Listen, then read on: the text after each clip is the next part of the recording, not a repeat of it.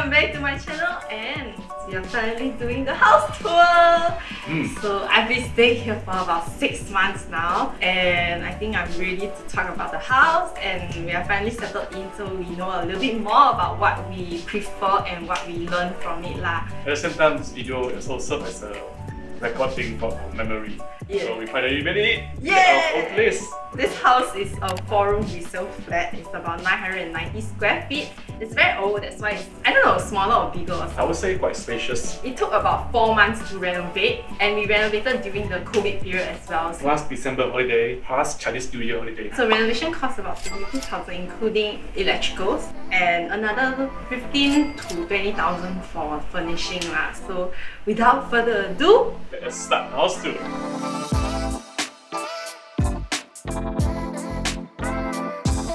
so now that we are outside the house, we got the door, the digital locks and the gate from Easy. For the gate itself, it's a fresh door design that I saw on Pinterest, and it got Easy to help customize this design. One thing we changed from the French door design is actually we don't have glass panels on this gate. This is so that the wind can actually pass through. And for the locks, we have locks on the gate as well as on the door. What I love about this digital lock is that they have synchronized unlocking. So this means that if I unlock my gate, automatically the door unlocks as well. Let's talk about our door. For our main door, there were so many laminates and different designs to choose from. Eventually, we end up deciding on this light wood color. Together with the door, we actually also installed this 60 cm handlebar in matte black to match our gate. So if you're ready, let's enter the house. Welcome to our house! This is our entryway area, and one thing I actually learned from here is that the height of the floor mat that we have inside the house was not considered for. So when we are opening this main door, it's a little tough and heavy. I would say if you are installing a new door and you are considering to also have a mat inside your house, do let your door installers know so that they can allocate enough space when installing the door so that your door will not be affected lah. So let's move on to the living room. We didn't do much to the space because we love the spaciousness and the flexibility of the living room. The floorings were original, we kept it as it is. And so is the false ceiling. We kept all the lights. We try to furnish with items we already have. So for example, this was supposedly a shoe rack that we had, and we repurposed this into a 2-tier shelving. So now we house our router and also our master robot cleaner. Next to our robot cleaner is our little poop machine. I'm so happy that I finally have a big spacious area for Tusan to play and sleep and eat and poop. And we also actually rabbit-proof the whole area. She can run around the whole area. So next to the rabbit is our 3-seater sofa from Tori. So I actually did a video on this on TikTok. Yeah, so 2 things I really love about this sofa is that it has a pull-out bed and also a storage space. Yeah. One more thing that we actually retained in this living room is our TV console. We actually kept the whole look and design of the TV console lah. The only thing that we changed was actually this laminate on the feature wall. We felt that the whole design was very nice and also very functional. It has areas for us to put our displays, and I love that this is hanging, so it's much easier to clean. Many of our friends come over, they feel like, your TV is like a bit small. I say, hey, it's free. Or when doing a renovation, look out for all these kind of promos that will give you and help you save. So we actually upgraded the mount to a swivel mount. When I'm at the sofa, I can pull out this all the way closer, so it's bigger, right? And also, when I'm at the dining area, I can also swivel to the dining. So now let's look at the dining area. At our dining area, this is our fluted table that I got on Taobao. For the chairs, I got it second-hand, 4 for $80 on Carousel. Okay, so now let's move on to our kitchen.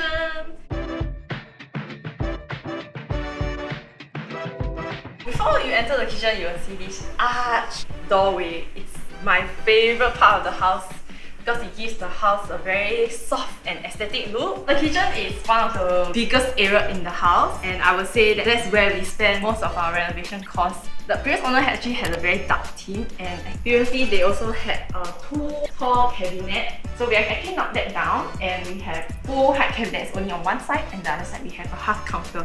Immediately you can feel that the kitchen is much bigger and brighter. So this is our kitchen peninsula. We will have our breakfast. This also doubles up as my working area. That's why we have 2 power socket over there. The previous owner used to dine at this area, so that's why there is a ceiling fan here. We actually retain the ceiling fan because I felt like it's good ventilation, and sometimes when we cook, it's like a air curtain so that the smell doesn't really flow to the kitchen lah. To maximize space, we actually have storage space. So there is one over there. I think this is a very flexible space lah. For this side, we have 2 drawers.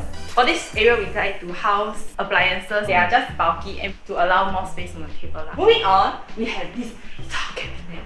So for this top part here, right, initially we had this issue where the cabinet actually hits the ceiling fan, but has actually solved this issue by DIYing, and you can never open the door fully lah. So I think this was quite a disappointment. I really thought that it was considered for, but actually it slipped all of our minds lah. So who's to blame, right? Below this cabinet, we have a microwave oven. I also felt like this microwave pretty high lah. When I take things from the microwave, I risk having to burn my forearms. Usually after we finish using the microwave, we will turn off the switch. I cannot reach the switch at the back. But somehow, right, after doing this for 6 months, right, I can reach the switch now leh. I think my hand grow longer leh. So comes to the interesting part. When you open this big door, 4 rows where we store our dry goods and also our snacks lah. It would be nice if we have like different height catered for different drawers lah. So sometimes I have cereal boxes that I cannot have it standing, and I have to put it lying down. That takes up space, but this is very good and functional. For the countertop, we chose the stone quartz countertop, and for the backsplash, we actually went for tiles. So we chose a big slab of 60 by 60 terrazzo tiles, so they have less grouting and it's easier to maintain and clean. Another thing that we specially requested for was to have the sockets and the switches hidden. So over here we have our LED strips and also sockets for our water dispensers and also for other appliances. Yeah, this is something that I really like. I don't like to see the sockets exposed. If you notice, we don't have skirting at the back. This was something we also requested for because I felt like that gives us more allowance space here. For our kitchen hood and hob, we actually got the induction stove from our previous owner. Below our stove and our hob, we decided to have 2 drawers. This drawer housed our pots and pans, our plates and our bowls. Next to our 2 drawers, this sauce tray, we actually got them from our previous owner. It's very useful. We have a few appliances here, such as the cup rinser. I really love the cup rinser. With water pressure, it has to clean and reach the end of the bottles. Bottles with small openings. Then I don't like to use the brush, and then I have to find things to hang, which I don't like to display them. So this is really helpful. I will really highly recommend. One thing about the sink that still gets to me is actually this sink tap. We have this tray here that helps to collect the water that drips from the handle. This is because whenever we wash our hands, the water gets stuck on the handle and it gets stuck here on the sink area lah. When you're getting a sink, I think this is the important part to consider. If not, you can consider having the handle that is in front so that when it drips, it's inside the sink. So below this, we have our open cabinet. Some of the people put drawers, but I feel like having open cabinet maximize more space actually. And I got those hidden drawers to organize this area. Previously, the owner had a sink over here, and that is the old HDB layout. We actually flushed the whole countertop area to hide our rubbish chute. Over here, we also have our Hygge remote control. We have a Hygge laundry system here. Absolutely love this. Promo code in my description box. Okay, moving on. The height of the countertop is slightly taller than the stove area. This is because we need to house our washing machine. And next to our washing machine is our dishwasher. And this is actually a standing table dishwasher. That's why it's slightly smaller. If not, it will be the same size as the washing machine. For this countertop space, we'll use it to prep our food. Next to our dishwasher and our washing machine is 2 giant drawers. We have one big drawer, but we also have a secret drawer. This is to store items that are slightly lower in height, things like your Ziploc bag, aluminium paper. So I think this is very good. If not, you will waste a lot of space having to store this kind of short in such a big drawer. So that's all for the kitchen. So now we'll move on to the master bedroom. Previously, the master bedroom entrance was actually here. And we actually sealed this up because I felt like it was weird entering the master bedroom from the kitchen. And we have to now enter from the other side. So let's go.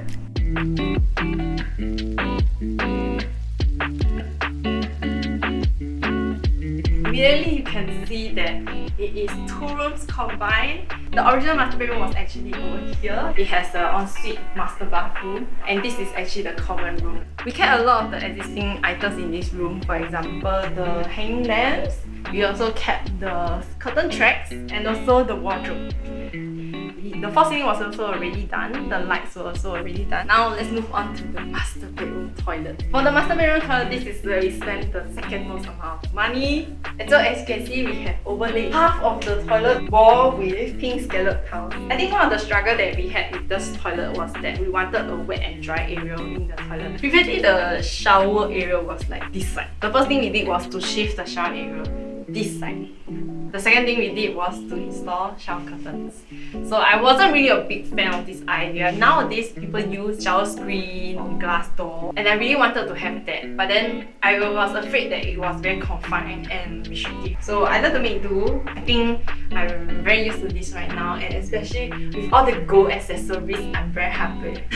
Moving on to the dry area, we customized this vanity top with the sink that we got from IKEA. Many people question the material used for our laminate because after all, even though we had a wet and dry area, this area will still be moist and humid. This is a marine ply. It's actually used to make like boats. So they are more resistant to water usage. When we were building this vanity area, right, I was really happy with how it turned out.